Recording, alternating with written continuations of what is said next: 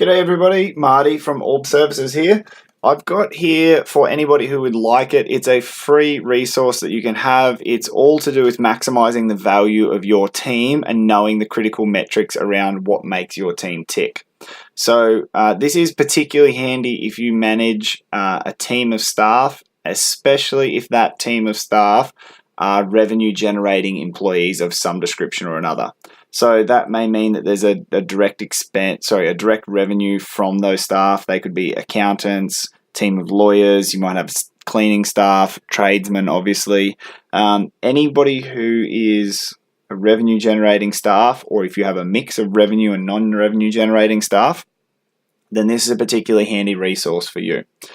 What it will do is spit out a nice summary of things here for you like this. It's got your list of staff here. Hopefully everybody's calling their staff by names and not by number, but you never know. I can customize this for you to give you slightly different information here, but basically taking into consideration for you, your information. What it's all based on here is information which is very relevant to you, which is your pay structure and award system and the hours that you have people working. So this is set up for a tradesperson at the moment. That's the most recent person I've set this up for. We've got adult apprentices, labourer. These are effectively just all the pay levels that you would have in your organisation. If you have more salary staff, we can put more salaried staff in there. That's all customizable, so we just build this to you, and then back over here in the labour budget, and it started to pour rain. Fantastic. Hopefully some of the people in the country are getting it. If you then come in here and say, okay, let's build our little team, I'm going to say that I've got a third-year apprentice. I've got a labourer on a level 3. So leave that. And let's say that I've got two tradesperson, a level 3 tradesperson, and a level 4 tradesperson. And I've got an overtime exempt supervisor, so a salary, overtime exempt salary.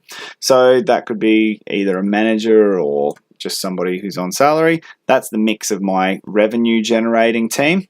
I can see straight away that I can expect all things included. So for the leave, the time they're not there, their superannuation, etc., etc. I've got a $32,000 labour expense every month. At my 80% productivity or billable rate, multiply it out, all this information, that means that I should be charging to clients $576. So this starts to now get to the point where we go, okay, what is the valuable and critical information that I can take out of this? Do I have, when we're asking the question, should I be putting an extra staff member on? I can see here at the moment that all my staff are currently billing out 115 hours per month. Do I have another 100 hours to bill out to justify putting on another staff member? What non-revenue generating staff do I have to support these? So if we were here to say, okay, I've got an admin staff or level 2 admin staff, and let's put in here an OT exempt salary.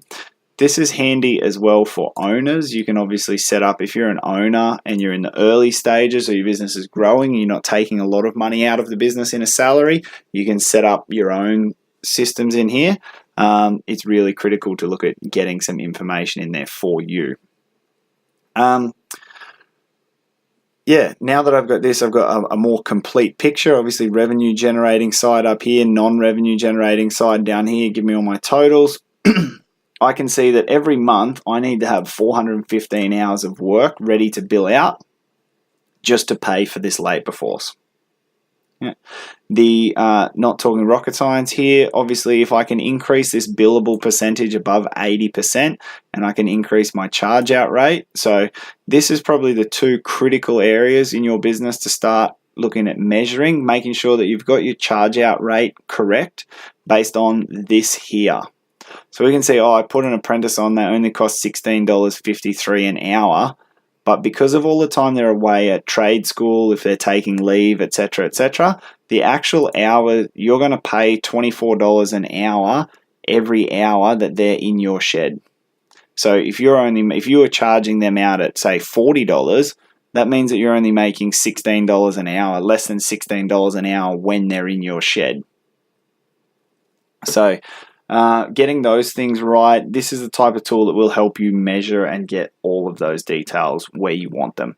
So like I said, it's a free resource. I'm happy to set it up for anybody who needs it. I recognize that labor is just one of those hugely critical pieces to our business. Like I say, like, people are everything. If we don't have this element right, and we don't have a big team, not a big team, but we don't have a strong team, then everything else becomes more difficult. Like I said in the start, this is only one element of making the team work, but it's a big element. If this is something that you think you could get some value out of, please reach out to me. Excuse me. I've got my contact details here, and they'll also probably be wherever you would see this. Feel free to reach out, give me a shout. Would love to be able to help more people get a better handle on what their labor costs them and how to maximize that. All the best for the rest of 2019. I hope it's kicked off well and that you have a very successful year. Thanks for listening in.